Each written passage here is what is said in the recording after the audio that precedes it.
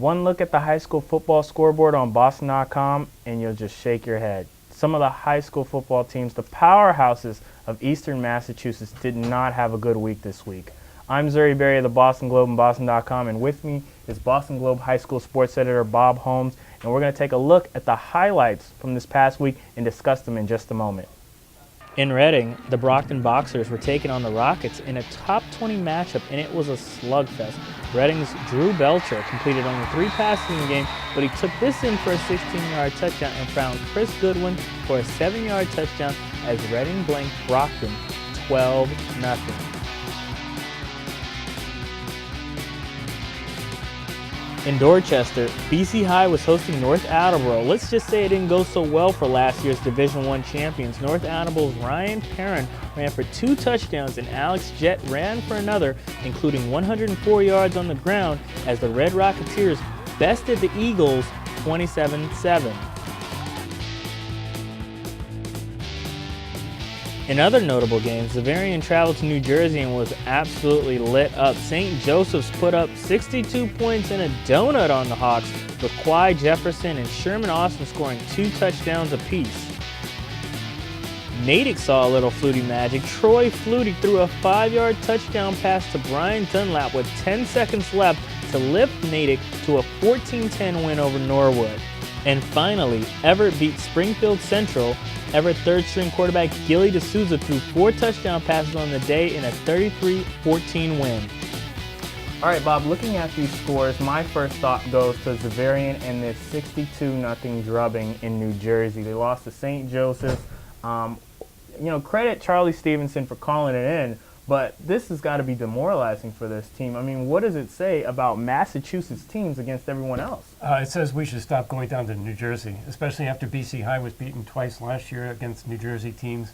And from what I understand, gas is expensive. It's a long way to go, a lot of money for nothing. All right, and then looking at Brockton and BC High, here we got 2 of our powerhouse teams as well. Brockton gets blanked by Reading 12-0. BC High loses to North Attleboro 27-7. What's going on there with these teams that you've seen? Well, I think BC High is beat up. I think those are the right words. They're just hurting in a number of different places, and they're not deep enough to keep going. And Brockton, it's kind of like our local NFL team. One week we think they're the best team in the world, and the next week not so much. Yeah, I think last week you were saying they're back. Thank you for reminding me. Well, I was there on Friday. I'll tell you, they were having a tough time passing the ball, and I think Coach Peter Colombo would say the same.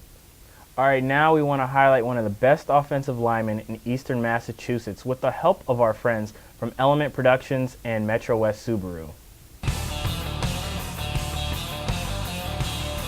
Thanks very much, Zuri. This week's profile for MetroWest Subaru is on Raja Nagaraja from Weston High, one of the best offensive linemen in the area and also one of the best students.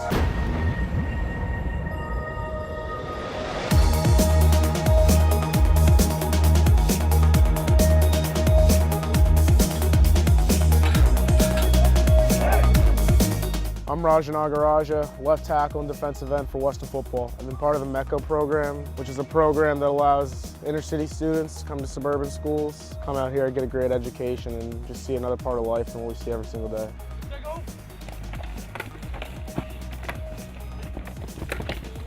I knew that football was something that I could become attached to because it was just a brotherhood from the very beginning. He's really coachable, especially this year. He's really always willing to get better, work on his craft. He's fast, he's explosive. He's just kind of a role model for the young guys. Freshmen, you see them struggling, you need to lend out a hand to them. As a senior captain, it's just one of my jobs. As a captain, he's unbelievable. He's very vocal. He's an unbelievable, mature young man. My prediction for this team is we're going to do big things. We've got a dedicated bunch of guys who want to win and want to do what it takes. College football is something I definitely want to do in my future. I'm ready to play at the next level, so hopefully it all works out in the end. That's going to wrap it up this week. We'll be back again next week. Be sure to check out MetroWestSubaru.com. Zuri, back to you.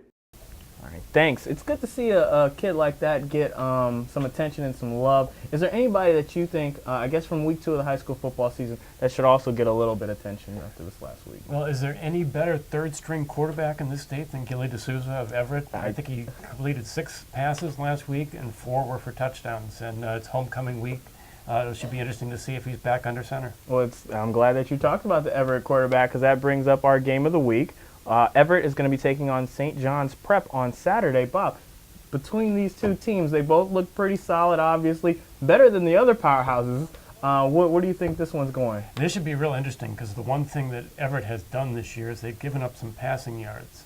And if St. John's Prep and Jack Sharrow can complete some passes and make some plays, maybe St. John's Prep pulls off the upset. All right. And any other game that you got that you want to talk about? Well, I like the other SJ that's playing this weekend, and that would be the first game ever for St. Joseph's Prep playing Monomy Regional, the first varsity game for actually both schools, and that's kind of cool. All right, that should be cool to watch. And they're both happening on Saturday, so you'll be able to check those out. You can check out all of our coverage of all the games on boston.com/schools. You can also find us on Facebook and Google+. And don't be afraid to check out our new Globe Top 20 and boston.com 100 on the site as well. I'm Zuri Berry for Bob Holmes. We'll catch you next week where we'll be breaking down Week 3.